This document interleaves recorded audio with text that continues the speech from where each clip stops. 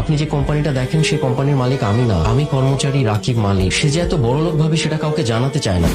এটা তুমি কি করছো পিউ? তুমি জানো এটার দাম কত? ওর খালা অস্ট্রেলিয়া থেকে এটা পাঠিয়েছে, 1,00,000 টাকা দাম। হ্যাঁ বৌমা বাচ্চা মেয়ে, ওকে এত কিছু বোঝে কেন? আসলে তুমি আমার কাছে নাদিয়া, নাদিয়া, বলো, শুনতেছি। তুমি কি কোনো কারণে রাগ করছো? তো রাগ করবো না তো কি করবো?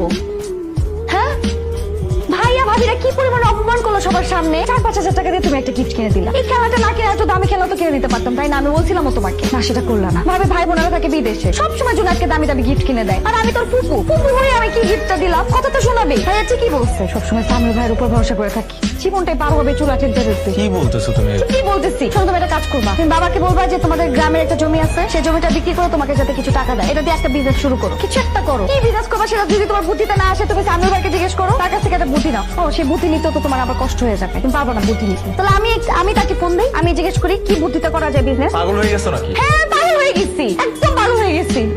আমার আর মানুষের কথা শুনতে ভালো লাগে না। যখন প্রেম করতাম তখন কত কথা শোনাইছো আমাকে, যে নাদিয়া তোমাকে আমি কোনোদিন কোনো কষ্ট ফিল করতে দিব না, আমার দ্বারা তুমি সবসময় ভালো থাকবা, সবসময় আমি তোমাকে সুখে রাখবো। এই আমার সুখ, খুব সুখে সংসার করতেছি আমি। ও গেল আমার এগুলো।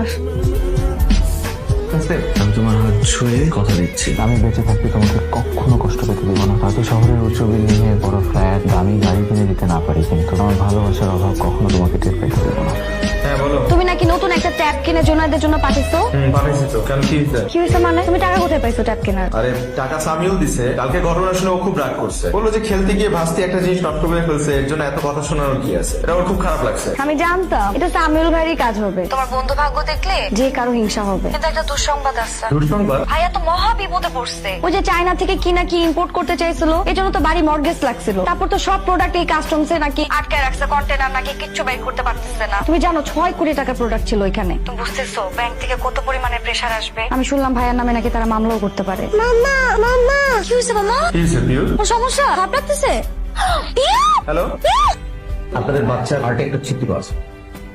হার্টে ছিদ্র মানে? হঠাৎ করে হার্টে ছিদ্র করতে আসলো? না না, হঠাৎ করে না, এটা জন্মগত। বাচ্চা যখন ছোট থাকে তখন এগুলো পাওয়া যায় না, বড় হয়ে যখন একটু হালাকি করে ঘাবড়াবেন না, আমাদের এখানে চিকিৎসার ব্যবস্থা আছে। ওর ওপেন হার্ট সার্জারি করবো। Open heart? কি বলতেছেন আপনি? এতটুকু ছোট বাচ্চার ওপেন হার্ট কি করে হয়? হ্যাঁ, এটা ছাড়া এটা করতে হবে, আমি দ্রুতই করতে হবে। কিছু খরচাপাতি ব্যাপার আছে, তাই কমা লাগবে। যে টাকার ব্যবস্থা হয়ে যাবে, প্লিজ আমার মেয়ের অপারেশনের ব্যবস্থা করে রাখতে। নাদিয়া, কি টাকার বিষয় বলবা?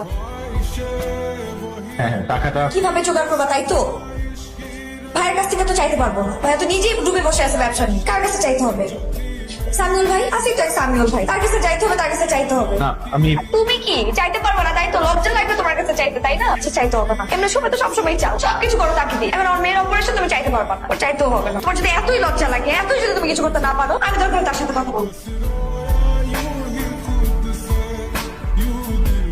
পিউ এখন কেমন আছে? আলহামদুলিল্লাহ ভাইয়া। আলহামদুলিল্লাহ, শুনে একটু সাহস পেলাম। সামিউল ভাই, আপনি যে উপকারটা আমাদের করলেন, এই ঋণ আমরা কিভাবে শোধ করবো বলেন ভাই? এখনকার যুগে আপনার মতো মানুষ পাওয়া মানুষের ভাগ্যের ব্যাপার। আপনি যদি আমাদেরকে এতগুলো টাকা না দিতে, আমরা হয়তো আমাদের মেয়েটাকে বাঁচাতে পারতাম না। ভাবি, আমি সরি, আমি একটা কথা আপনার কাছে গোপন করেছি। ভাবি, আপনি যে প্রশংসা করছেন, যা কিছু বলছেন আমি করেছি, তার কোনো কিছুরই যোগ্য আমি না। আমি ওর জন্য কিছু করিনি, আমাকে কিছু করতে হয়নি, যা কিছু করার রাকিবই করেছে। মানে? আমি অনেকদিন ধরে একটা কথা আপনার কাছে গোপন করেছি। আপনি যে কোম্পানিটা দেখেন সেই কোম্পানির মালিক আমি না, আমি কর্মচারী রাকিব মালিক। সে যে এত বড়লোক ভাবে সেটা কাউকে জানাতে চায় না। কত কত মসজিদ মাদ্রাসা যে রাকিবের টাকায় চলে তার কোনো ঠিক ঠিকানা নেই। প্রায় 300 ছেলেপেলের ভরণ পোষণের দায়িত্ব নিয়ে নিয়েছে শুধুমাত্র রাকিব।